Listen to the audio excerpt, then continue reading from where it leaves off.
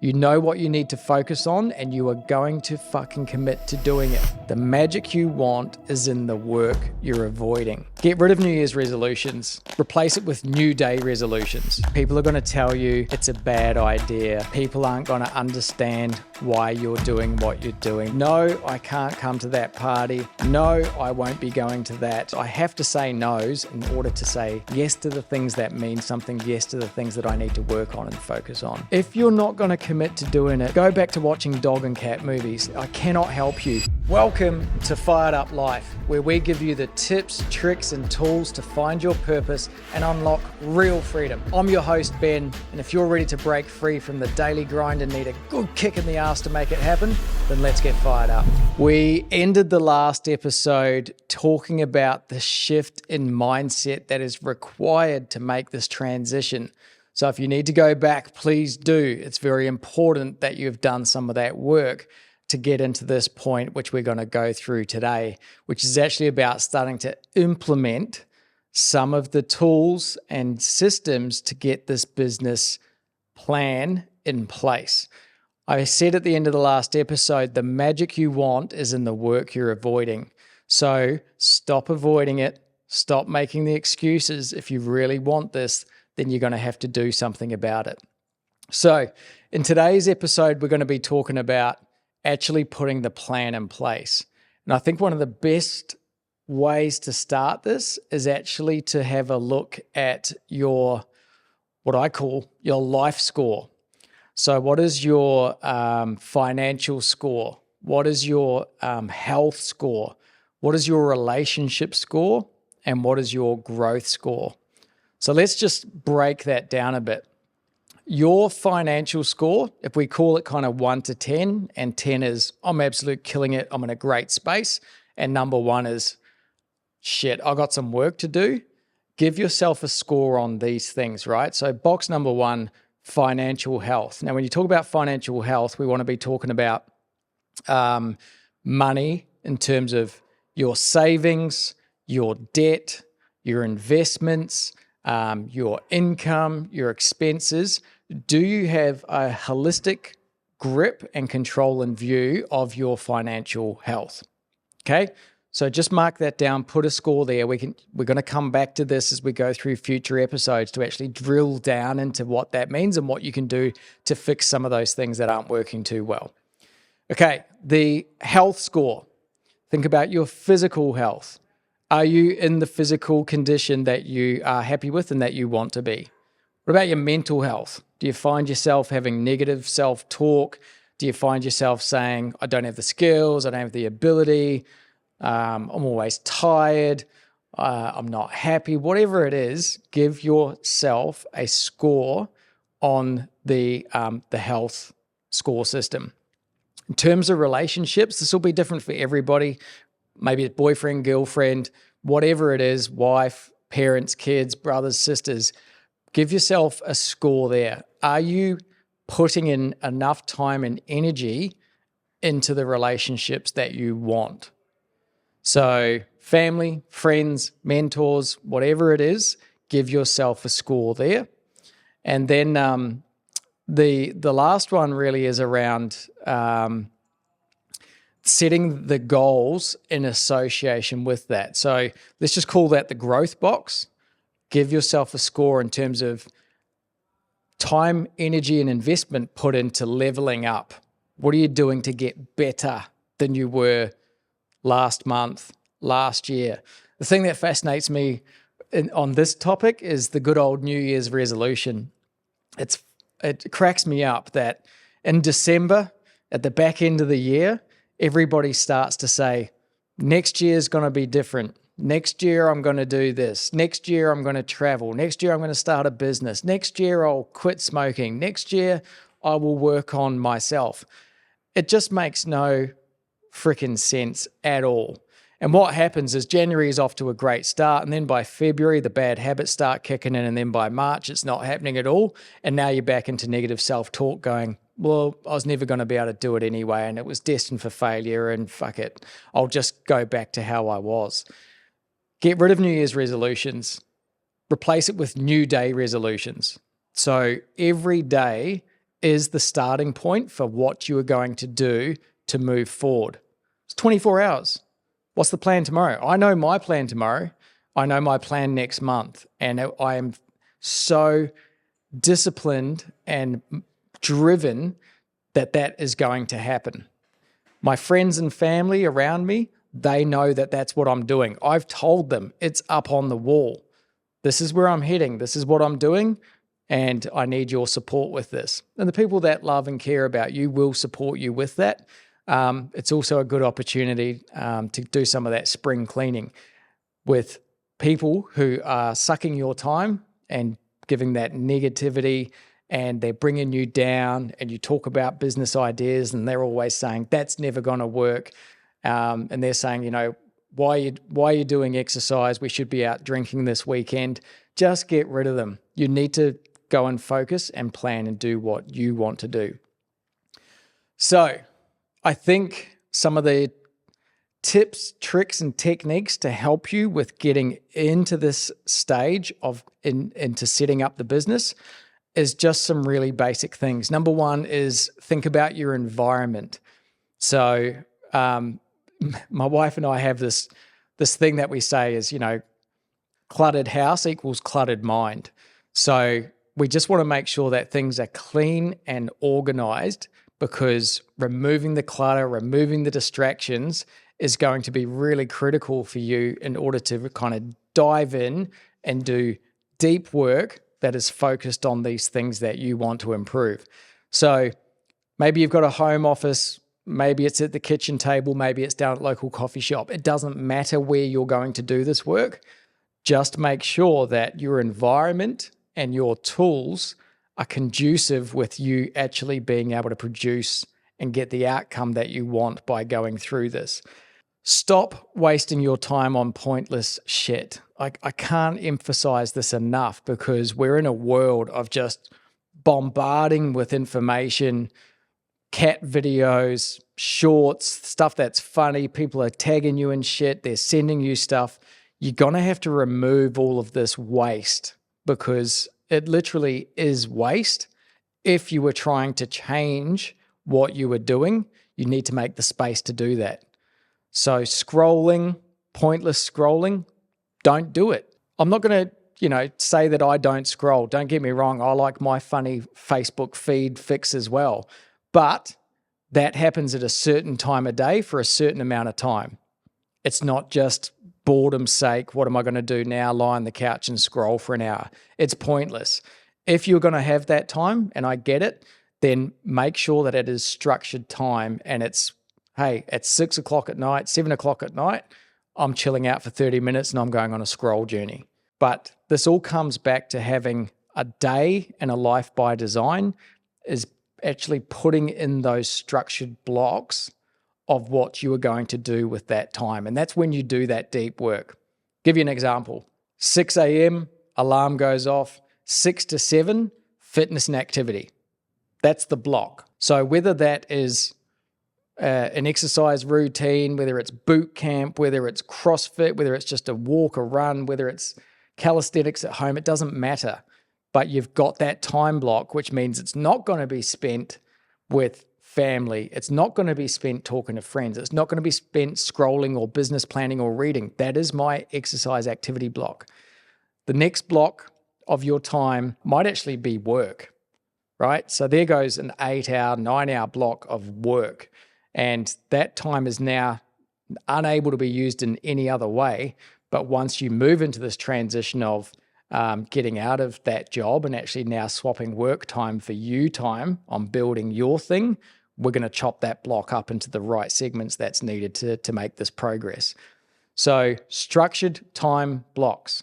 One thing that I learned, and I still have to work on every day, with young kids, it's all about being present, right? And back in the corporate world, I remember putting my kids in the bath and I've got the phone in the other hand and I'm doing emails and messages and I'm doing all this stuff. I'm just not even there.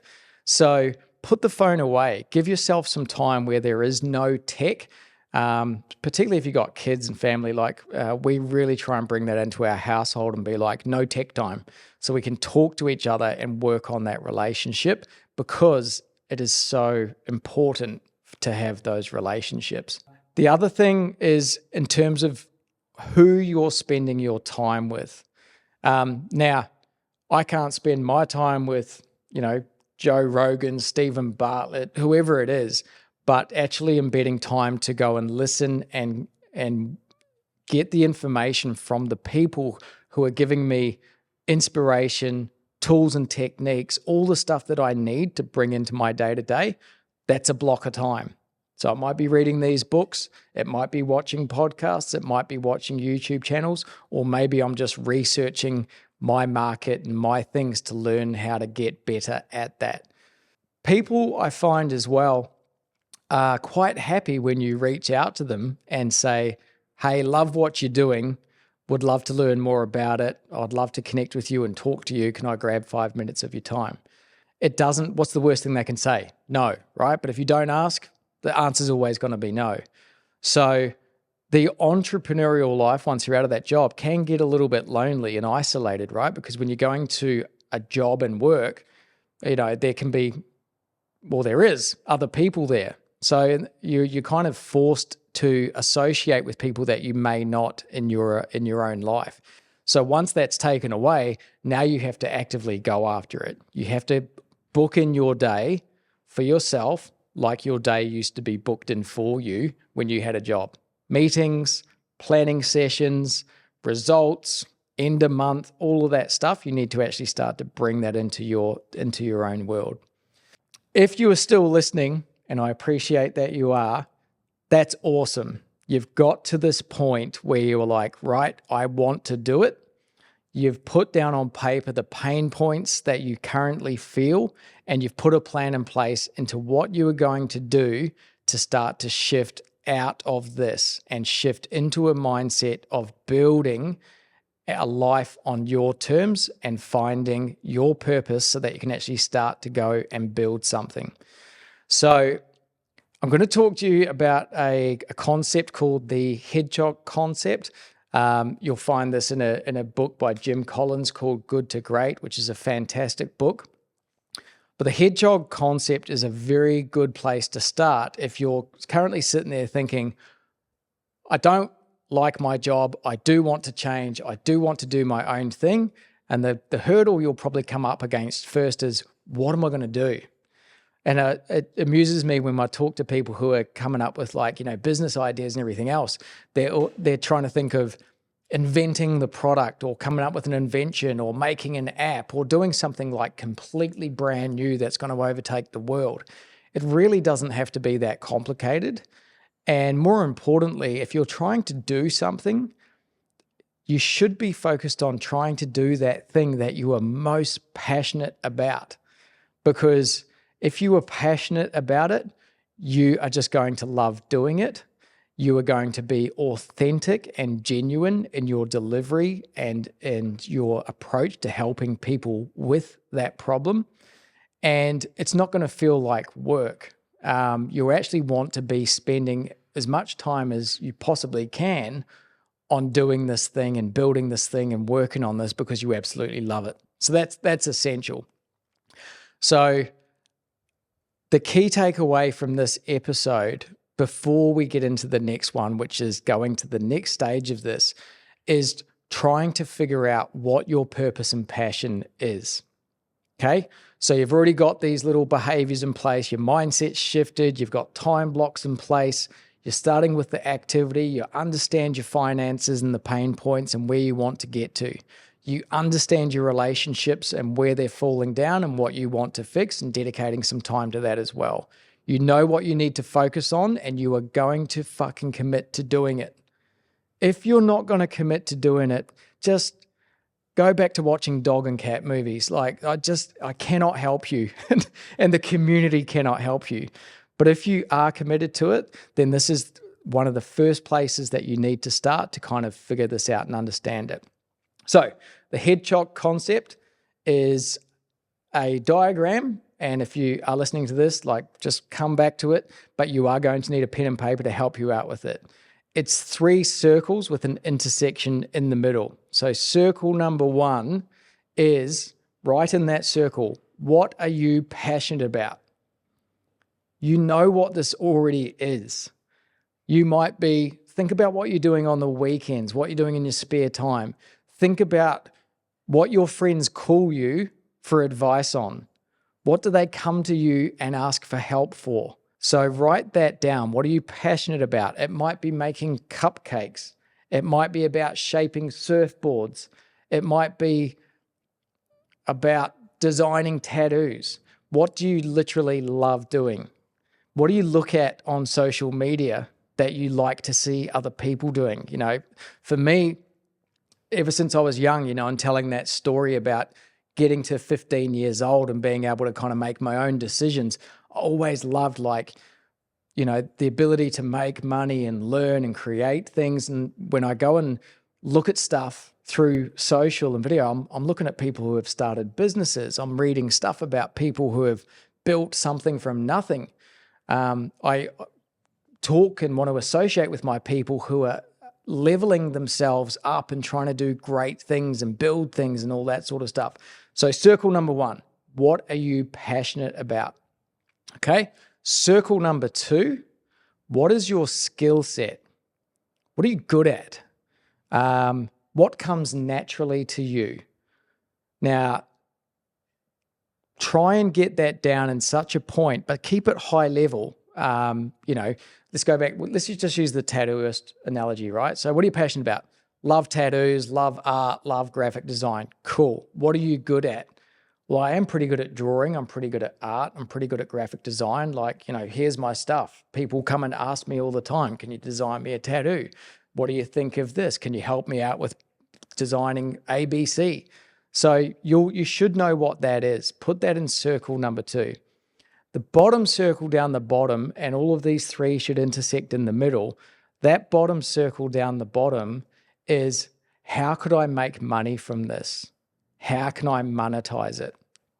Now, we live in that world now where it's just like, it's not difficult to make money, providing that you can present value to someone and that they believe that they're getting something worth paying for. Right? So let me put that into perspective for you. Are you going to pay $100 for a loaf of bread? No. Why? Because it's not worth it, because you can get it somewhere else cheaper, because it is what it is, and you can actually buy that for the price that you are prepared to pay for it. Let's think about Uber. What are we actually buying with Uber? We're buying convenience. When we go back to the old taxi stands and stuff, it was a freaking hassle. You'd have to go and find it. You'd have to go and, you know, queue up and everything. I remember going out on the Gold Coast back in my teenage days and like standing in a taxi queue for 30 minutes. It was the worst part of the whole evening because that's where a lot of the shit and trouble went down. Uber just created convenience, and that was awesome. The cost was good. The experience was good. It was practical, and it was worth the money that we were paying for it. Then they just added other stuff into it. What else would create convenience from this platform? Well, deliver them food. Great. So now every food outlet can use a delivery service because Uber enabled that to happen. So just think about monetization. Would people pay you for that service? Yes or no? Are people currently paying for that service? Yes or no? What are they paying for it? Why are they paying that? What would it cost to deliver it? So once you've got that 3 circles of passion, skills, and can it be monetized, that thing in the middle should be showing you the passion and the purpose and the path that would probably be most aligned to you. Get it down, come back to us. One of the challenges I know you're going to face is the opinions and the feedback from those who are currently in your circle. It is going to happen. People are going to tell you it's a bad idea. people aren't going to understand why you're doing what you're doing. They're not going to understand why you're not going to the party, why you can't make the special event. It's just be prepared for that. And the thing is like, you just have to stay your course because this is for you. This is what you want. So look, we've all gone through it, right? You literally going through that process that we went through, you're going to have to remove some of the bad habits, some of the bad people, some of the bad influence, some of the time-wasting negativity, some of the time and energy sucking that is happening in your environment. So just be focused on staying the course. The thing that I talk to my wife about is, you've probably seen it in that movie, Meet the Fockers or whatever it is, but there's the circle of trust, right? And in my deep inner circle is my wife and kids.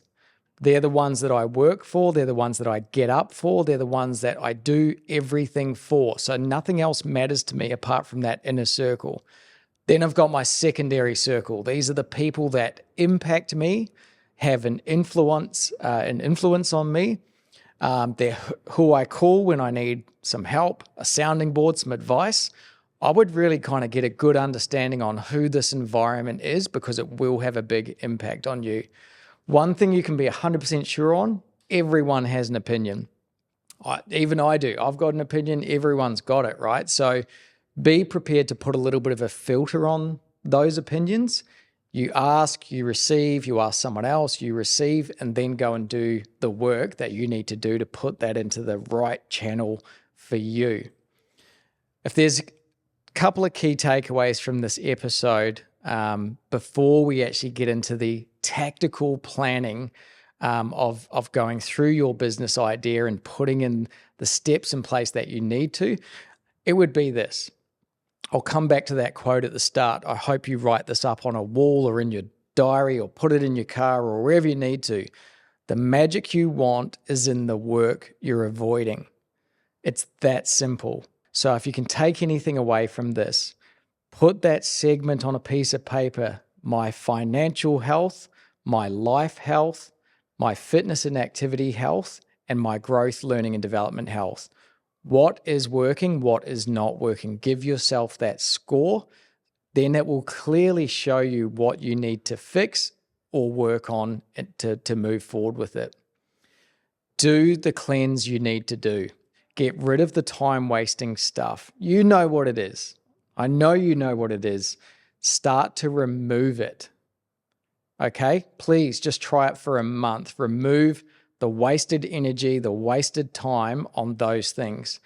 In order to say yes to stuff, you've got to start getting comfortable saying no, because it's time in, time out. No, I can't come to that party. No, I won't be going to that. No, I cannot go and do this, because I have to say no's in order to say yes. Yes to the things that mean something. Yes to the things that I need to work on and focus on. So start that cleanse. Get that daily activity in place, which is the must-do micro dose of activity that's going to help you move in that forward direction. Don't know what that micro dose list should be? Go back to the pain points. What was the score of your financial health, your personal health, your growth, your relationships? And you go, oh, I wish I could spend more time with the kids. Cool. Daily activity, 10 minutes one-on-one time every morning. Maybe it's take them to school. Maybe it's spend 10 minutes with doing the homework. Whatever it is, you know what the problem is. Start to change the activity and the behavior.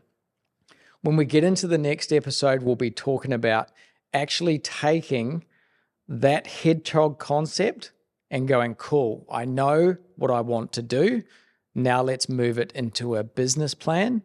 Let's find out what problem I'm solving, how I will solve that for the market, and then we can start to build out the tactical steps on actually bringing this thing to life. So join us in the next episode where we get into business plans and the simple way to get this business off the ground. We'll talk to you then. Thank you for joining me on Fired Up Life. If this episode has given you the kick up the arse you needed, I'd love your support with a 5-star review on Apple Podcasts and Spotify. Follow me at Ben Vickers Official on socials for more insights and updates. And don't forget to head to firedup.life to grab all the resources and tools you need to unlock real freedom. We'll see you in the next episode. Catch you later.